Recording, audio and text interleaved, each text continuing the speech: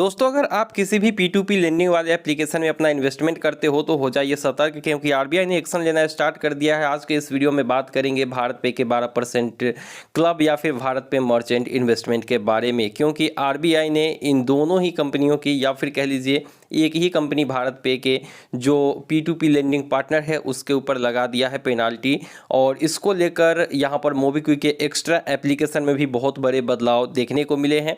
तो मोबीक्विक के बारे में हमने पहले ही वीडियो डाल दी है, अगर कोई सवाल है तो आप लोग कमेंट सेक्शन में पूछ सकते हो। अभी बात करेंगे भारत पे के 12% क्लब इन्वेस्टमेंट के बारे में। तो आप लोगों को पता होगा कि जो यूज़र भारत पे मर्चेंट नहीं है वो अपना पैसा भारत पे के दूसरे एप्लीकेशन जो कि 12% क्लब है वहाँ पर इन्वेस्ट कर सकते हैं।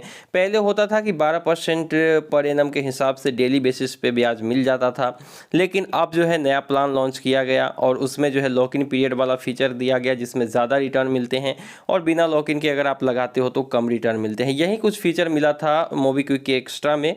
अब उसमें फ्लेक्सी और फ्लेक्सी प्लस मिली थी फीचर, जहां पर लॉक इन पीरियड था और फ्लेक्सी में कोई लॉक इन पीरियड नहीं था। लेकिन अचानक से आरबीआई के एक्शन के बाद मोबीक्विक ने सारा गेम चेंज कर दिया और यूज़र परेशान हो चुके हैं।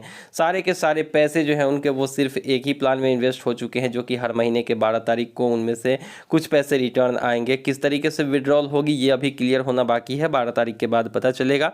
लेकिन अगर आप भारत पे के 12% क्लब एप्लीकेशन में इन्वेस्टमेंट करते हैं तो हो जाइए सतर्क, क्योंकि भारत पे के जो P2P लेंडिंग पार्टनर है वो है लिक्विड लोन्स और लेन देन क्लब। अब लिक्विड लोन्स पर आरबीआई ने जो है पेनाल्टी लगा दी है 1.92 करोड़ की, और लेन देन क्लब पर 1.99 करोड़ की लगा दी है पेनाल्टी, क्योंकि ये जो आरबीआई के रेगुलेशंस हैं उनको वायलेट कर रहे थे।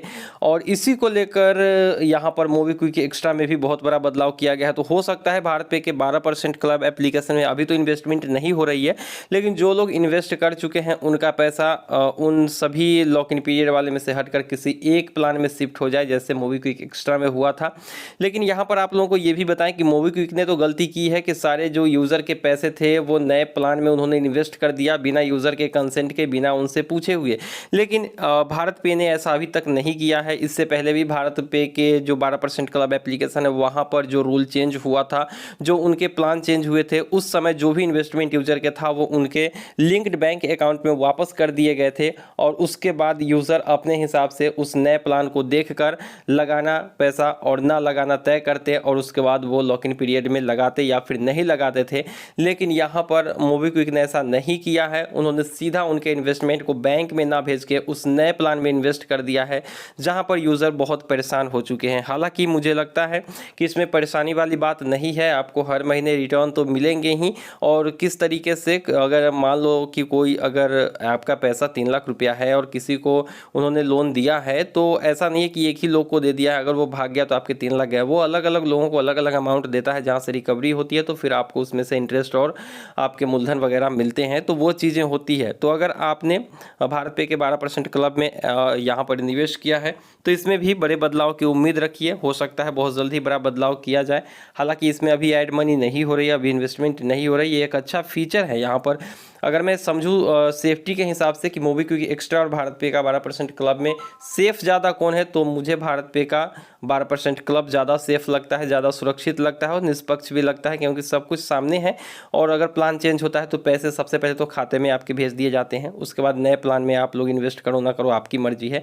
लेकिन मोबीक्विक ने ऐसा नहीं किया है, यही उनकी गलती है। और उसके बाद जो 16 अगस्त के बाद से लोग निवेश करेंगे उसमें उन्होंने कहा है कि वो देख सकेंगे कि उनका पैसा किनके पास जाने वाला है, और जब तक आप अप्रूव नहीं करेंगे उस जो लोन लेने वाले हैं उनको, तब तक आपका पैसा उनके पास नहीं लगेगा। तो ये चीज़ें तो थोड़ा सा निष्पक्ष हुआ है आरबीआई के पेनाल्टी के बाद, लेकिन अब जो है देखना शेष होगा कि भारत पे में क्या कुछ होता है। लेकिन अगर आपने इन्वेस्ट किया है तो थोड़ा सा सतर्क रहिए, क्योंकि कभी भी कुछ बदलाव हो सकता है। हालांकि पैसे आपके डूबेंगे नहीं इस बात की तो गारंटी है, लेकिन रिस्क है। रिस्क जो भी है रिस्क, क्योंकि P2P लेंडिंग हमेशा रिस्की होता है, मैंने बार बार आप लोगों को बताया है। तो इसीलिए मैंने कुछ होने से पहले आप लोगों को ये वीडियो दे दी है कि आपने भारत पे के 12% क्लब में इन्वेस्ट किया है तो थोड़ा सतर्क रहेंगे और समय अंतराल पर अपना पैसा जो है आप विड्रॉल भी करते रहेंगे, चेक करते रहेंगे। तो मुझे उम्मीद है कि आप लोगों को ये वीडियो पसंद आई होगी। वीडियो पसंद आई तो वीडियो को लाइक करके चैनल को सब्सक्राइब करिए। आपने मोबीक्विक एक्स्ट्रा में इन्वेस्ट किया या फिर भारत पे का 12% क्लब में, बताएंगे हमें कमेंट सेक्शन में।